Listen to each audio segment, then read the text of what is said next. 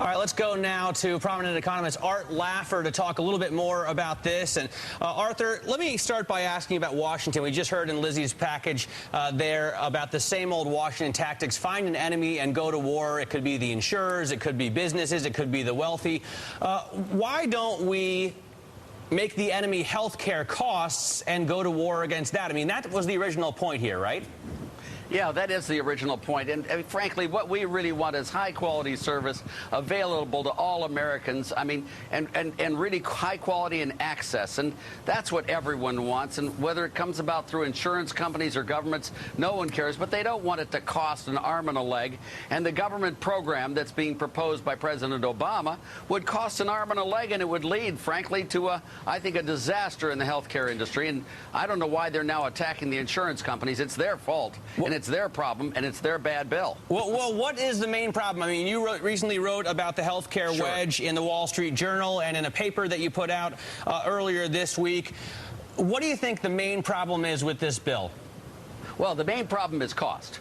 It's going to cost a lot more, not only than they say it's going to cost, it's going to cost a lot more than anyone thinks it's going to cost, because they're separating the customer from the product.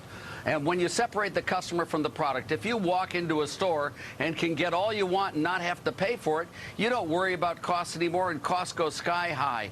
It makes no sense whatsoever, and that's exactly what's happening. They're going to try to make the healthcare industry like the post office or the Department of Motor Vehicles or like public education, to be very frank. Private education is a lot cheaper than public education, and it's a heck of a lot better. You don't want your doctors being part of government employment. I mean, you really don't. All right, Arthur, we're going to take a quick break, come back and talk a little bit more about this. I also want to talk with you about inflation and about cash for clunkers. If we didn't estimate the costs of that small program, will it be difficult to estimate the costs of such a big health care bill? Stay with us for more from Art Laffer. We are back in 2 minutes here on Bloomberg. All right, we are back with Art Laffer talking about the Obama plan and what he calls the health care wedge. You're saying, Art, basically that the further away consumers are from the price of services they use, the higher the prices are going to go. Don't we already see this in plans provided by businesses? I mean, you know, we here at Bloomberg have a great health care plan, and I sometimes will stop in for an EKG after getting an ice cream. Well, you know, that's very true. When you don't pay for something, you don't worry about its costs. My ophthalmologist a number of years ago asked me to buy glasses from him, even though they cost a lot more than LensCrafters say, because it was covered by insurance. It didn't affect me at all. And, you know, those types of decisions are done all the time. Scheduling things that shouldn't be done. The consumer has to be the primary safeguard of how much is spent. And over the last 50 years, we have separated the spending from the consumer, from the actual patient. And you can see how healthcare costs have soared. You can see what happens in the Defense Department, the same thing. You can see it in all sorts of agencies where people don't pay the costs, prices go up a lot. It's like me being in a smorgasbord or in a buffet, where if I get something for nothing, I'll way overeat and I'll buy the real expensive stuff because I'm not paying for it. What do you think are the solutions to this then, Arthur? I mean, my boss always says, don't come to me with a problem unless you have an alternative. Sure. Well, there are a lot of plans that will put the consumer more in line with purchases than further away. I mean, no one wants to not take care of the poor, the people who can't get access. That's really important. And that, I think, is a transfer payment to those people.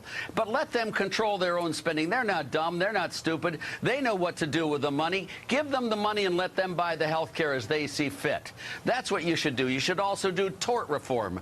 Have you ever seen how much it costs doctors to be insured against liability insurance? It's hugely expensive. Basically 10 cents. Well, let's talk about that for a second. 10 cents, I think, of every dollar, according to a story I read on Real Clear Markets today, goes to medical malpractice insurance. Why don't we talk about tort reform?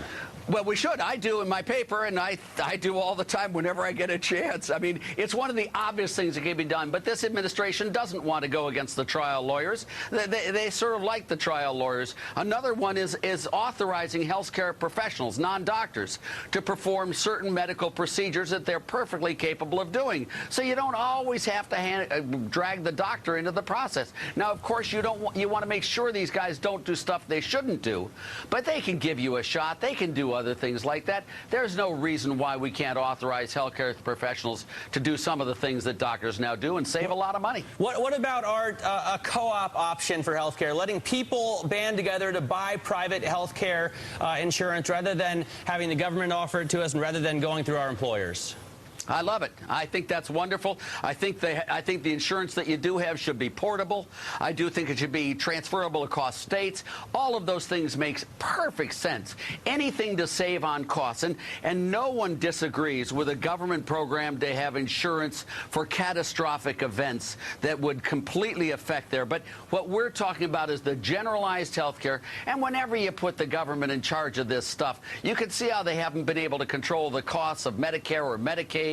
And now if you put them in control of all health care, you know it's going to be a train wreck. I mean, it really is. Well, Art, nobody worries about those unfunded liabilities, right? Not a big deal. I know they don't. Thank you so much for joining us, Art Laffer, there, Chairman and founder Matt, thank you. of Laffer Associates.